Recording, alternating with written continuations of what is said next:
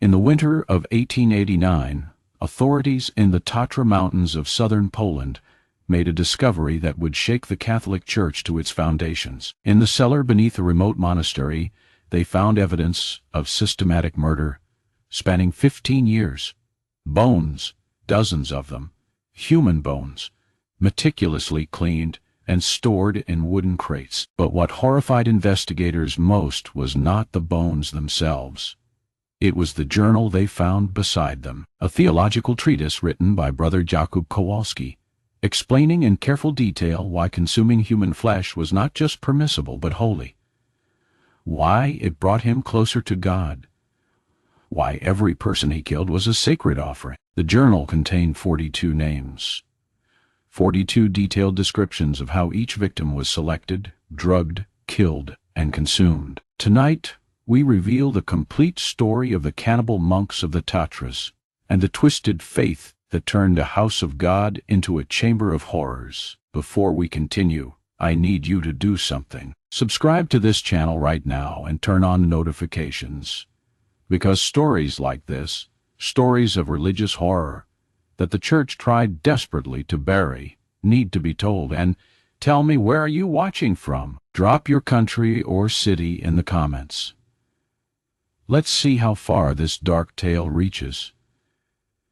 The village of Zakopane in 1874 was not what it is today. There were no tourists, no ski resorts, no comfortable hotels. It was a collection of perhaps 200 wooden houses huddled at the base of the Tatra Mountains, where Poland met what would later become Slovakia. The people lived harsh lives, surviving on sheep herding, small-scale farming, and timber cutting. Winter lasted 6 months, and isolation was complete when snow blocked the mountain passes. The nearest substantial town, Nowy Targ, was over 30 kilometers away, a full day of travel in good weather, and impossible to reach when winter storms struck. The monastery of St. Michael sat 2 miles outside the village, accessible by a narrow dirt road that wound through dense pine forest. It was a small establishment, never housing more than 6 monks at any given time. The building itself was ancient, dating back to the 14th century, built from local stone and timber. It had weathered wars, plagues, and the passage of empires. The thick walls kept out the bitter mountain cold, and the small windows set high in the stone protected against wind and snow. It was, by all accounts, a place of quiet devotion far from the concerns of the modern world. In the spring of 1874, 2 brothers arrived at St. Michael's. Jakub Kowalski was 28 years old, tall and unnaturally lean, with intense dark eyes that seemed to burn with inner fire. His face was angular, almost skeletal, and his hands were long-fingered and constantly in motion. Those who met him often described feeling unsettled without being able to say exactly why. There was something in the way he looked at people, as if he was evaluating them, measuring them for some purpose only he understood. His younger brother Mateusz was 23, shorter and more solidly built, with a round face and soft brown eyes that seemed perpetually worried. Where Jakub radiated intensity, Mateusz projected gentleness. He had a gift for putting people at ease, for making them feel heard and valued. Children loved him immediately, running to him when he visited their homes. Women trusted him with their troubles. Men found him easy to talk to about the practical difficulties of mountain life. He seemed, in every way, the perfect village priest. Both brothers had taken their vows at a monastery near Krakow, and came with letters of recommendation praising their devotion, scholarship, and genuine calling to contemplative life. They had requested assignment to a remote location where they could pursue prayer and study without distractions. The abbot who received them, Father Dominik Zawadzki, was an elderly man of 67 who had led St. Michael's for nearly 30 years. He welcomed them warmly, grateful for their help in maintaining the monastery and serving the spiritual needs of the scattered mountain communities. The other monks at St. Michael's were 3 elderly men who had spent decades in contemplative life. Brother Powell, 72 years old, was nearly deaf and spent his days illuminating religious manuscripts. Brother Thomas, 68, tended the monastery garden with single-minded devotion. Brother Anze, 65, was the cook, preparing simple meals with ingredients from the garden. All three were absorbed in their routines and paid little attention to the new arrivals beyond basic courtesy. For the first months, the Kowalski brothers seemed exemplary monks. They rose before dawn for matins, their voices joining the others in ancient chants. They worked diligently in the garden, helping with heavy labor. They made regular visits to outlying farms, bringing communion to families who could not easily reach the village church, hearing confessions, blessing babies, and comforting the dying. They seemed devout, dedicated, and genuinely committed to lives of service and prayer. Jakub, in particular, demonstrated impressive knowledge of theology and scripture. Father Dominic, who had been a theology professor in his younger years, found in Jakub a stimulating conversation partner. They spent long evenings discussing fine points of doctrine, debating interpretations of church fathers, and exploring the mysteries of faith. Dominic was delighted to have someone who could engage with him intellectually after decades among simpler souls. But there was something about Jakub that made people uneasy, though they could not articulate what it was. His sermons, when he was occasionally asked to deliver them, were intense and strange.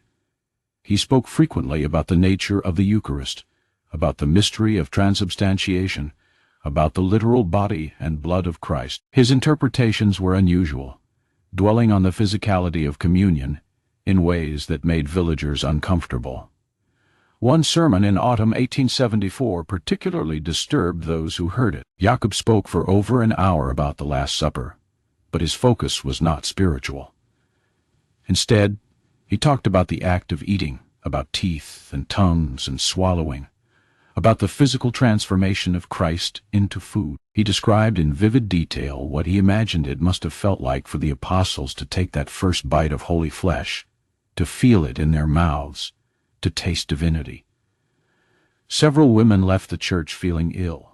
Men shifted uncomfortably. Even Father Dominic suggested gently that perhaps his homilies should focus more on spiritual edification and less on physical detail. Jakub accepted the criticism with apparent humility, but those who watched closely noticed his eyes flash with something that might have been anger or resentment.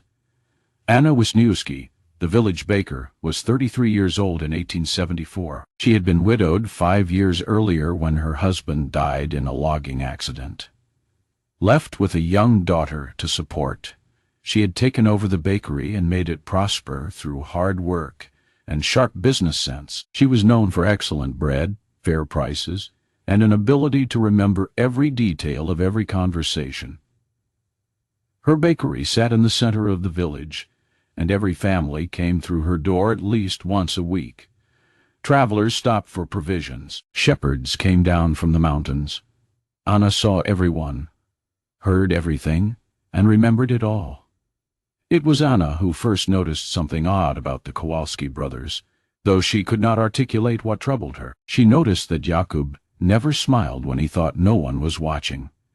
She saw how his eyes followed people in a way that reminded her of how hunters watch deer. She observed that Matthews, despite his warmth, always seemed slightly afraid, as if waiting for something terrible to happen.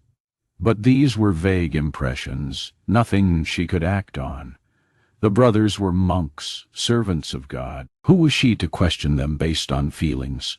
The first disappearance occurred in March 1875. A traveling tinker named Stefan Novak had stopped in Zakopane, selling pots and pans and offering repairs. He mentioned he was heading south through the mountains toward Slovakia. He was never seen again. The last person to see him alive was a farmer who saw Stefan walking toward the monastery late on a gray afternoon. Such disappearances were not unprecedented in the Tatras. The mountains were dangerous, full of ravines and unpredictable weather. The assumption was that Stefan had met with misfortune. After a brief search found nothing, the village moved on. The second disappearance came in August 1875. A young shepherd named Piotr, barely 19 years old, failed to return from the high pastures. A search party found his sheep scattered, but no trace of Piotr himself. Again the mountains were blamed. Perhaps a bear attack. Perhaps a fall. The uncertainty was troubling, but not unprecedented. It was the third disappearance in November 1875 that first made Anna question whether something more sinister might be happening. Ewa Kowalczyk, a widow of 45 who lived in an isolated cottage, simply vanished. Her neighbor found the house empty, food half prepared on the table, but Ewa gone without trace. This was different. Ewa had no reason to travel suddenly. She knew the mountains too well to make a foolish mistake, and she would never have left her cats without food. Anna learned these details when the neighbor came to report Ewa's disappearance. She began thinking about the pattern. Stefan had been seen near the monastery. Piotr had been working not far from St. Michael's, and Ewa had received a visit from Matus shortly before disappearing. Was it a pattern or coincidence? Anna kept these thoughts to herself. Accusing monks of anything seemed dangerous. The church had immense power. She could lose her business, be ostracized. So she remained silent but watchful, paying closer attention to the monks' movements. The disappearances continued with disturbing regularity. In 1876, 2 more people vanished. In 1877, 3 more. By 1878, the pattern was undeniable to Anna. All were travelers or isolated individuals. All had connections to the monastery. All left no trace. The village became increasingly fearful. People stopped traveling alone. Families in remote cottages moved closer to Zakopane. When strangers arrived, villagers warned them to be careful, though they could not explain what they feared. Father Dominic died in summer 1878. His death was attributed to old age, but Anna wondered. She had seen Jakob bringing the old man his meals in the weeks before his death. With Dominic gone, Jakob became effective leader of St. Michael's. He began making changes, restricting visitors, and taking personal control of receiving travelers who sought shelter. This change went largely unnoticed because Jakob presented it as responsible management, but Anna saw it as Jakob asserting control over who entered St. Michael's and what happened to them there. The disappearances continued. In 1877, 3 people. In 1878, 4. In 1878, 4. In 1879, 5. Anna kept a private record, writing names and dates in a notebook she hid beneath a floorboard. She noted every disappearance, every connection to the monastery. The evidence accumulated, damning but circumstantial. She tried to warn people. When travelers stopped at her bakery, she would suggest they avoid the monastery if possible. Some took her advice. Others ignored it and accepted traditional hospitality. Several who ignored her warning were never seen again. It was a merchant named Tomas Baron who finally provided Anna with means to act. In September 1879, Tomas arrived in Zakopane and stopped at Anna's bakery. Something made Anna decide to trust him. In the back room, she told him everything. The disappearances, the pattern, her suspicions about the Kowalski brothers. She showed him her notebook with its careful records. Thomas listened carefully, asking sharp questions. When Anna finished, he sat in silence, calculating. Finally, he spoke. "I believe you, and I can help. I have connections in Krakow, including a church official named Monsignor Andrzej Kaminski. He has a reputation for integrity. If I bring him your testimony, I believe he will investigate." Thomas copied Anna's records and promised to ride directly to Krakow. But by the time Monsignor Kaminski received the report and decided to act, winter had closed the mountain passes. Investigation would have to wait until spring. Those months of delay would cost lives. Between October 1879 and April 1880, 5 more people disappeared. A trapper named Philip, an elderly couple named Stanislaw and Zofia, a young woman named Agnieszka seeking spiritual counsel, a woodcutter named Tomek who accepted shelter during a blizzard. The village existed in terror that no one openly acknowledged. When the passes cleared in April 1880, Monsignor Kaminsky arrived in Zakopane with 2 assistants, a civil authority representative, and 4 armed men. Kaminsky was 52 years old, lean with iron-gray hair, and the bearing of someone accustomed to difficult situations. He had spent decades managing church affairs and had developed a reputation for handling sensitive matters with discretion and absolute determination. His first action was to meet privately with Anna. He spent 4 hours taking notes as she detailed every disappearance, every connection, every observation. Kaminsky asked sharp questions, testing her credibility. He came away convinced she was telling the truth and that investigation was urgent. His second action was to systematically interview other villagers, confirming details independently. He spoke with families who had lost members, with farmers who had seen travelers heading toward St. Michael's, with the local magistrate. He established the pattern of disappearances independently of Anna's account.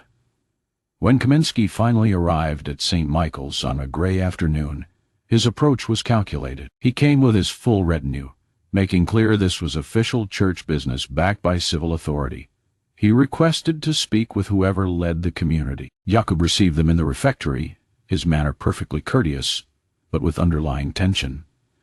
When Kaminsky explained he was investigating missing persons and wanted to ask about travelers who might have sought shelter, Jakub became defensive. He claimed the monastery kept no records of casual visitors. He knew nothing about disappearances. But Kaminsky was an experienced interrogator. He noticed how Jakub's eyes kept moving toward a closed door. He saw how Matuz had gone pale, his hands gripping the table. And when Kaminsky mentioned he would need to inspect the premises, he saw panic flash across Jakub's face. Jakub refused permission, citing the monastery's right to privacy. But Kaminsky produced a letter from the Bishop of Krakow granting him full authority to investigate church properties under suspicion. The letter was explicit and official. Jakub had no grounds to refuse. The inspection began that afternoon. Kaminsky and his team searched systematically. They examined the chapel, refectory, library, dormitory cells. Everything appeared ordinary, austere in the way of monastic life. It was when they reached the cellar that things changed. The cellar was accessed through a heavy door in the kitchen. Kaminsky descended first, carrying a lamp. The cellar appeared to be standard storage. Barrels of grain preserved foods, firewood, but at the far end, behind a stack of barrels deliberately arranged to block view, was another door. This one was newer, made of thick planks reinforced with iron bands. It was locked. When Kaminsky demanded the key, Jakub claimed it led only to an old storage room no longer used, sealed after a ceiling collapse. But the lock was new, recently oiled, and the door showed signs of regular use. Kaminsky ordered it open. When Jakub refused to produce a key, the civil representative had one of the local men break the lock with an axe. What lay beyond that door would haunt everyone present for the rest of their lives. The room was perhaps 15 feet square, carved from the rock beneath the monastery. Crude shelves lined the walls. On those shelves were wooden crates. In those crates were bones, human bones, dozens of skulls, carefully cleaned and arranged. Hundreds of other bones, sorted by type. Femurs grouped together, ribs stacked neatly, vertebrae threaded on strings. The organization was meticulous, almost scientific. Each crate was labeled with dates. The oldest went back to 1875. The most recent was from 3 weeks earlier. In one corner sat a large iron pot, stained dark with the unmistakable smell of rendered fat. And on a small table in the center lay a leather-bound journal. Kaminsky opened the journal with trembling hands. It was written in Jakub's precise handwriting. The first entry was dated March 1875. What followed was a detailed theological justification for cannibalism, supported by careful exegesis of scripture and church doctrine. Jakub had constructed an elaborate argument, that consuming human flesh was not just permissible but holy, a direct participation in the mystery of the Eucharist. The journal recorded every person the brothers had killed, their names, the dates of their deaths, and detailed descriptions of how the flesh was prepared and consumed. Jacob wrote about these acts with the dispassionate tone of someone recording a scientific experiment, occasionally including observations about taste, texture, and spiritual effects he believed he experienced. According to the journal, there had been 42 victims. The brothers had lured them to the monastery with offers of shelter or spiritual guidance. They had drugged their food or drink with herbs. While victims were unconscious, they had killed them, usually by suffocation to avoid blood. The bodies were dismembered in the iron pot, the meat prepared, and the bones cleaned and stored as what Jacob called sacred offerings. The journal also revealed the psychological dynamic between the brothers. While Jacob was clearly the architect and driving force, Matus had been an active participant from the beginning. But Jacob noted with concern that Matus showed signs of guilt and doubt, that he sometimes wept after killings, that he required constant theological reinforcement to maintain his participation. When confronted with this evidence, Jacob showed no remorse. Instead, he attempted to explain his theology to Kaminsky. He spoke rapidly, fervently, quoting scripture and church fathers, building elaborate philosophical arguments about the Incarnation and the necessity of physical communion with God. His eyes blazed with the intensity of true belief, and it was terrifying to realize he genuinely thought he had discovered something holy. Matus' reaction was entirely different. When questioned, he collapsed completely, sobbing uncontrollably. Unlike his brother, he had no elaborate justifications. He said simply that Jacob had convinced him over time, that he had been afraid to resist, and that once he had participated in the first killing, he felt trapped by guilt and complicity. He begged forgiveness from God, from the authorities, from the families of victims, his voice broken and desperate. The 3 elderly monks at St. Michael's claimed complete ignorance. They had spent their days in prayer and assigned tasks, rarely venturing into the cellar. Whether this was genuine oblivion or willful blindness would never be determined. The authorities decided they were not complicit, though their ability to remain unaware seemed almost impossible. The arrest created a sensation throughout Poland. The story was too shocking to suppress. Newspapers from Warsaw to Vienna reported on the cannibal monks, each account more lurid than the last. The trial, held in Nowy Targ in September 1880, drew massive crowds. The prosecution presented overwhelming evidence: the bones, the journal, Matus' testimony, and statements from villagers. The defense tried to argue insanity, bringing doctors who testified that no sane person could commit such acts. But the prosecution demonstrated that Jacob had functioned normally in all other aspects, maintaining his duties, conversing rationally, and showing clear planning and foresight in his crimes. Jacob himself was oddly serene throughout the trial, interrupting frequently to correct details, not to deny guilt, but to ensure accuracy in the record. When allowed to make a statement, he delivered a 2-hour speech about his theological discoveries. The judge finally ordered him removed when he began describing in explicit detail the spiritual effects he experienced while eating human flesh. The verdict was never in doubt. Both brothers were found guilty of 42 counts of murder. The sentence was death by hanging. There was debate about whether monks could be executed, but the civil courts held jurisdiction over criminal matters, and the crimes were too monstrous to allow ecclesiastical protection. The execution took place on November 3, 1880, in the prison courtyard.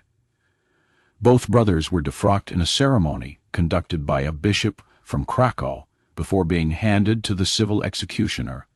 A crowd of several hundred witnessed the hanging. Matus went to his death praying and weeping, begging God for forgiveness.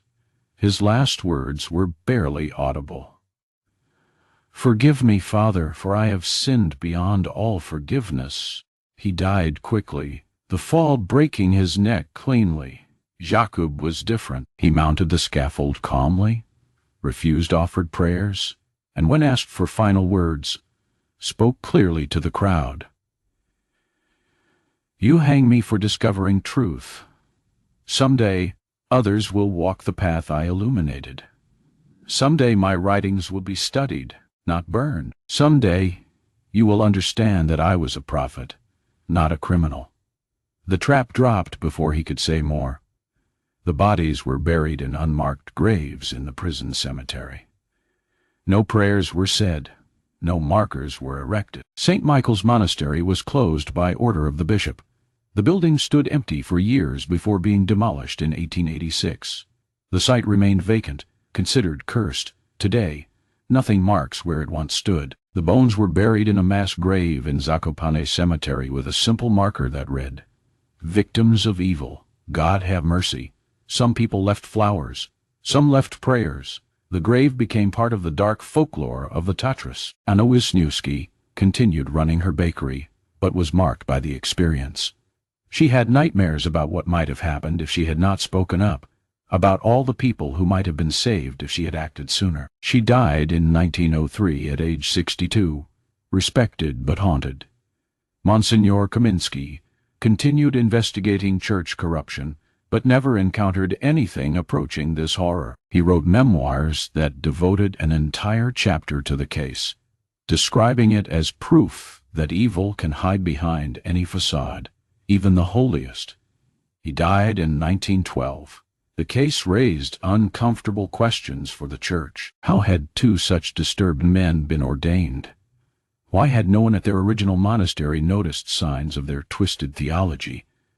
How could they have operated for 5 years without investigation? These questions were largely avoided in official responses, which focused on condemning the brothers as isolated aberrations rather than examining systemic failures. Several scholars attempted to analyze Jakub's theology. Some argued he had twisted legitimate concepts about the Eucharist. Others suggested religious psychosis. A few darkly noted that his arguments, while horrifying, were not technically heretical in their logic, merely in their application. What remains indisputable is that Jakub and Mateusz Kowalski committed one of the most systematically planned series of murders in 19th century Europe. They did not kill in passion, but with cold calculation, driven by a perverted religious vision that transformed murder into sacrament and cannibalism into communion. The Tatra Mountains still carry whispers of the cannibal monks. The story has entered Polish folklore, transformed in retelling but never forgotten. Locals occasionally tell tourists about the cursed site, though few know full details. Perhaps the most chilling aspect is how ordinary they seem. Mateusz was beloved by children and trusted by families. Jakub was respected for his learning. They conducted masses, heard confessions, provided spiritual guidance while simultaneously luring victims to their deaths. The mask they wore was made of the very things people trust most: faith, devotion, and holy authority. The question that haunted investigators then, and haunts us now, is simple and terrible. How many other monsters hide behind similar masks? How many predators use religion, authority, or respectability to conceal appetites that would shock us if revealed? The cannibal monks of the Tatras remind us that evil does not always announce itself. Sometimes it speaks in gentle tones, offers help to travelers, and quotes scripture while preparing the pot. What do you think? Could something like this happen again in different forms? Are there warning signs we should recognize when religious devotion becomes dangerous obsession? Leave your thoughts in the comments. If this story disturbed you, share it with someone who needs to understand that the worst monsters often look like saviors. Subscribe for more dark tales from history that force us to question everything we think we know about good and evil. See you in the next video.